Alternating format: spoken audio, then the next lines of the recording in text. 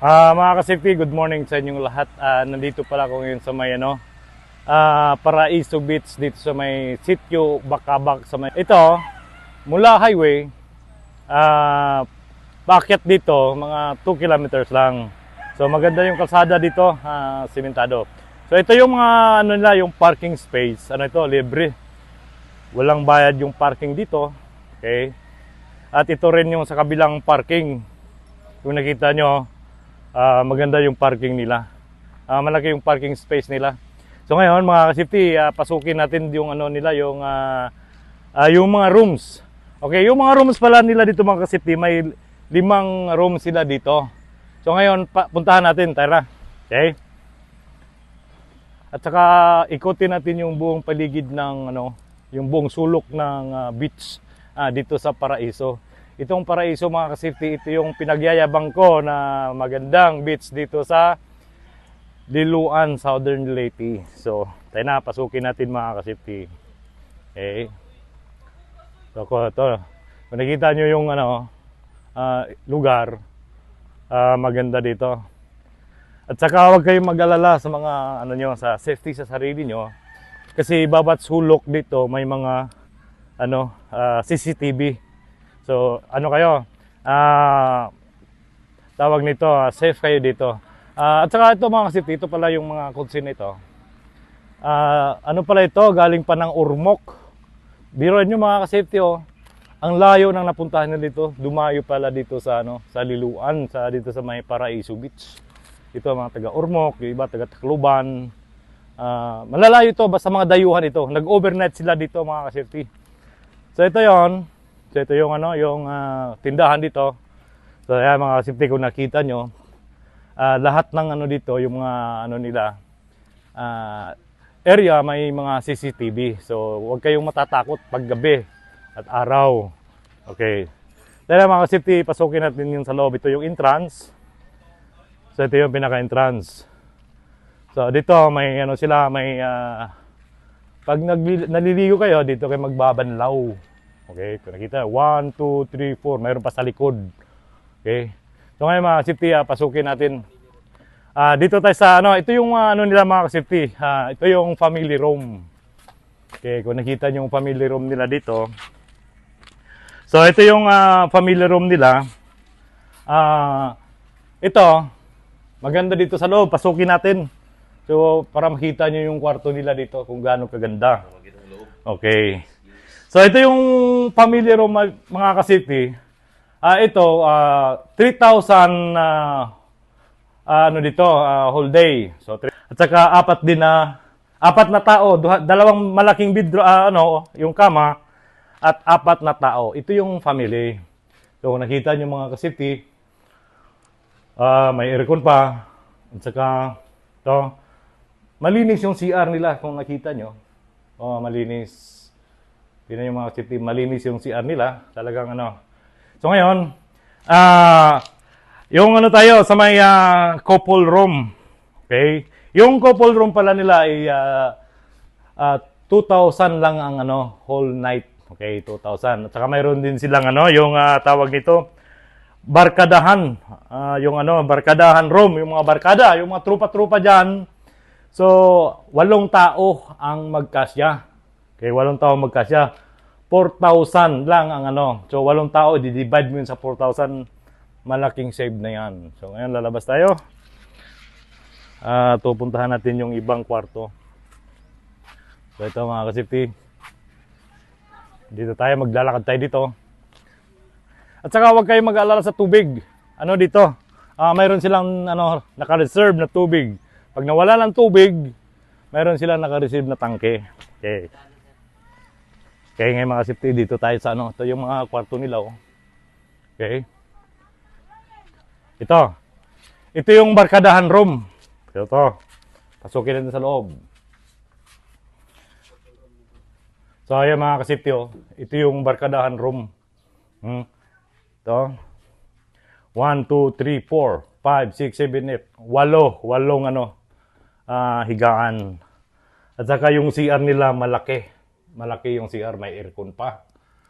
So ngayon, Papasok tayo sa ano, mismong beach para makita niyo yung kung gaano kaganda yung beach dito sa Paraiso Beach. Okay. Tana, tayo ay maglalakad sa may ano. Okay. So ito mga ka-safety, ito yung ano yung mga cottage. So, yung cottage nila, ito yung nakita niyo yung cottage mga ka-safety, 600 lang yung renta. Maliit at saka malaki, ganun din ang presyo. So, pag overnight yun dito, 1,000 lang. Okay mga ka-safety, tayo na at pasyalan natin magandang beach dito sa Paraiso. Okay. So, kagaya nito mga ka-safety, may nagte-tent dito sa open space. Sa open space mga ka-safety, may bayad. So, whole day or overnight, magdala kayo ng tent ganito, ano lang, 200 pesos lang. So, napakamura. So, ito mga ka-safety, kung nakita niyo yung ano, yung area napakaganda oh. Tingnan mo yung sa dulo. Ano, alam niyo mga ka-safety, kaya pala yung ibang ano, nagsialisan na, marami daw dito kagabi. Yung mga dayo. Kasi alam niyo na ngayon ay Sunday, bukas may pasukan na, kaya nagsiuwian ng iba.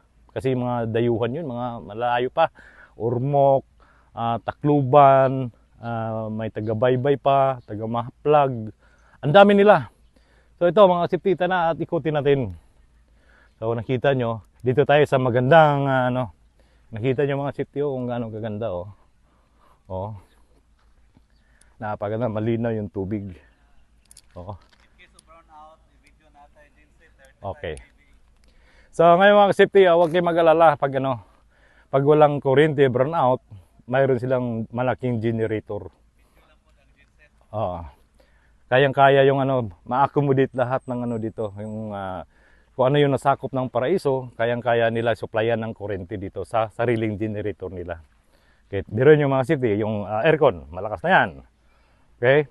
So, yung generator niya, kayang-kaya nila anuhin yung mga tawag nito, yung supplyan ng kuryente dito pag brownout. So, ito mga safety, tingnan nyo, napakaganda dito.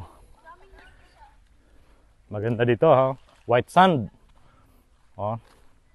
Ito mga safety, kung nakita nyo, ito yung I love Paraiso Beach Resort. Nandito hagdanan. Mali. Okay. Nandito yung hagdanan. Okay. Nakita nyo mga safety oh. Kaya kung kayo ay halimbawa Tacloban kayo or sa Ormoc na hindi pa nakapasyal dito, isi-search nyo lang sa Google yung Paraiso Beach dito sa Liloan, Southern Leyte, Bacabak. Okay. Itong Bacabak, sitio ito ng San Roque. So ngayon mga ka-safety, pasyalan natin yung doon yung tawag nito, magandang area. At ako ay magtataas ng kasi may tubig. Okay mga ka-safety oh, kung nakita nyo oh. Ito mga ka-safety, ito yung biruin nyo mga ka-safety oh, pag high tide dito, ito high tide, dito yung dagat pag high tide. So maganda dito oh. Oh, talaga maganda dito. Kung nakita nyo mga ka-safety, napakaganda. At saka dito, tawag nito, walang mga dito, makapasok na yung tinatawag na, kasi doon sa unahan, na yan, parang open sea na yan. Walang makapasok dito na yung mga, alam nyo na, yung mga pating, mga shark, gano'n. Dito, talagang safe na safe kayo dito. Huwag kayo mag-alala sa safety nyo sa sarili. Yung mga bata nyo, kasi ito, yun yung mga safety o yung yung area. Mamaya, may dito na, alam mo yung mga lumot dyan sa gilid-gilid. Yan sa mga gilid-gilid dyan sa inaano yan sa mga yung mga caretaker dito. Okay? Siya nga pala, shout out dyan kay Jackis Merca. At saka kay Dre, lahat ng mga followers ko dyan, subscribe, shout out sa inyong lahat. At saka yung kaibigan ko sa sa Japan, si Engineer Eric Latorre Mariano, shout out dyan, okay? At maglalakad tayo dito. Dito mga kasipto, tingnan nyo, ito yung pinakaano dito. Kaya gaya na sinabi ko sa inyo, pag high tide, dito yung dagat. Pag high tide. Ngayon low tide kasi. Maganda dito mga kasipto. At saka, pag gabi dito mga kasipto, huwag kayo mag-alala kasi may mga ilaw dyan sa sa ibang ikotin mo nga yung camera, Ayan mga safety, kung nakita nyo. So yung bundok na yun, alam yung nandun yung daanan. Okay, yung daanan. Okay. So siya nga pala. Okay. Mayroon lang akong comment dito sa kalsada. Okay. Kasi pag umakyat yun na sa taas, yung gilid ng damo, maraming damo, kaya sayang lang yung mga binabayad ng mga dito, yung dito sa kung sino may yung namamahala dito sa lugar na ito. Sa mula doon sa baba, sana linisan natin yung kalsada kasi maraming mga dayuhan pumupunta rito. Sana naman parang nila ma-appreciate yung yung kalsada natin. Na malinis yung both sides kasi yung mga damo, ang daming damo. Magandang kalsada kaso lang yung damo. Okay? So ito mga kasipti, tayo ay iikot dito. Okay? Napakaganda dito. At saka pag yung lalo na pag yung hapon dito, kasi yung sunset, doon yung sunset. So ito, napakasarap tumambay dito pag hapon dito. Lalo na pag high tide. Okay? So ngayon, dito tayo. Okay?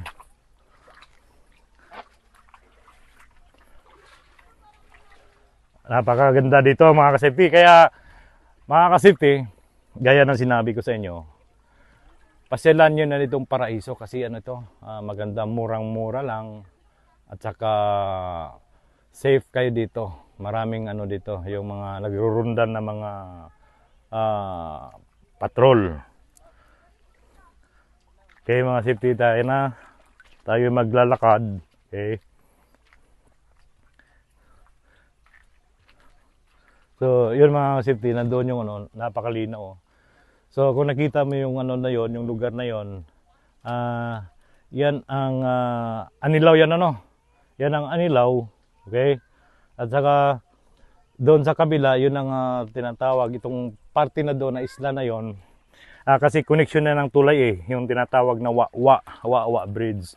So, yung Wawa Bridge, yun ang pagtawid mo, liluan na, yun ang Panaon Island. Okay, kung dito banda, ditong lugar na ito, Paraiso, papunta doon sa itong tinatawag na mainland. So, ngayon mga kasipti, babalik tayo uli. Okay. Ayan. So, kung nakita nyo mga kasipti, baka mamayang hapon dito kasi alam mo na yung mga tao ngayon, nasa simbahan pa. So, mamayang gabi, mamayang hapon, marami na nito pagkatapos magsimba, papasyal sila dito. Kasi alam nyo, taga rito ako. Alam ko yung dito. Palagi akong bumibisita dito, binibisita ko to. Pag naliligo kami dito. Okay. Yung mga kasipti, kung nakita nyo. Shout out pala dyan kay Engineer Arnold Gabutan sa Cebu. Arnold, shout out. Kita-kits tayo dyan. Lalaro tayong tennis. Okay? Kay Paul Lagado, shout out. Okay? Kita-kits tayo sa Cebu. Lalaro tayo ng tennis. Okay? So ito. Yung mga kasipti, maganda dito. Dito kayo magbanding ng mga barkada nyo, pamilya. At saka pag may dito, mayroon din function dito na may pag dito kinakasal, halimbawa pag may kakasal dito, pwede rin dito. So mayroon sila, may mga din sila, may mga itong management ng Paraiso, mayroon din silang mga decorator, magde-decorate ng mga pag may kinakasal dito sa beach. Okay? Ito, napakaganda dito. Kaya pag summer, ngayon, pasyalan nyo na dito. Masarap dito. Sarap maligo. Tsaka, alam niyo mga kasipti, ito, nakita niyo ito. Yung mga dahon-dahon na yan, galing yan dito sa taas. So wala kang makitang ano dito, yung mga bato na ano, ito yung bato lang nandito sa gilid, ito talagang ano na ito ng nature. So dito, wala kang makitang bato, yung buhangin, okay, napakaganda dito. Lalo na pag high tide mga ka-safety, ang dami ditong naliligo. Ang pinakamarami dito pag naliligo pag start ng Sabado. So yan, marami na lang naliligo dito. Yung mga ibang taga ibang lugar. Kagaya kanina, nagsiuwian na kasi may pasok sila bukas, may biyahe pa ng malayo. Okay? So kung nakita nyo, napakaganda. Masaya dito pag ano, yung lalo na pag tawag nito, yung hapon. Maraming may mga turista pa nga dito mga kasipti, dinadayo dito ng mga turista. Kasi tingnan niyo yung view ng ano, parang nalagon siya, lagon. Papasok siya dito yung tubig. So, ano siya, yung current, huwag kayong mag-alala sa mga bata. Kasi walang current na ano. Ano lang ito, kumbaga, nag-stagnant. Okay, pag high tide, papasok yung tubig. Okay?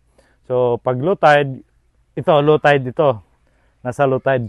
Alam niyo mga kasipti, pag high tide, yung tubig hanggang dito. Pero yun hanggang dito yung tubig, oh. Hanggang dito yung tubig. Okay. Ayan, ito yung tubig hanggang dito. So ngayon mga kasipti, ito yung pala yung mga ilaw, oh. Paggabi may mga ilaw sila. At saka mayroon din nakalagay sa mga puno ng nyug. So may mga ano sila dito, yung tawag nito, may mga hidden camera sila dito. Kaya safe kayo dito. Walang mga ano dito, yung mga tao dito masamang tao dito makakapasok kasi yung ano dito talagang pinaikutan ng CCTV. So ngayon mga kasipti, alas 10 na, medyo mainit na. So gaya ng sinabi ko, sana dito sa Liloan, Southern Leyte, maraming mga beaches dito sa Liloan, Southern Leyte. Okay, sa Liloan. So, ito Bakabak at saka mayroon pang Mulupulo. Pero itong Bakabak, ano ito? Walang masyadong residential area. Walang residents dito, konti lang. Baka yung mga resident dito nasa malayo. So, walang mga tinatawag nito yung mga west na mga, alam niyo na yung mga sa mga CR, walang nakakaano dito sa dagat. So talagang ano dito malinis na malinis. Wala kang makitang ano dito yung asong gala. Kasi yung aso kasi pag kumakain tayo dito sa cottage, lumalapit yan dito, wala. So safe na safe yung mga bata natin, yung mga kids niyo, mga anak niyo. Hindi ano mga sa aso. So ngayon mga kasipti, ako ay magpapaalam na kasi masyadong mainit na. Saka ngayon, burn out sa amin kasi walang signal doon. So buti na lang dito, malakas ang signal dito. So ngayon mga kasipti, kita-kits tayo ulit.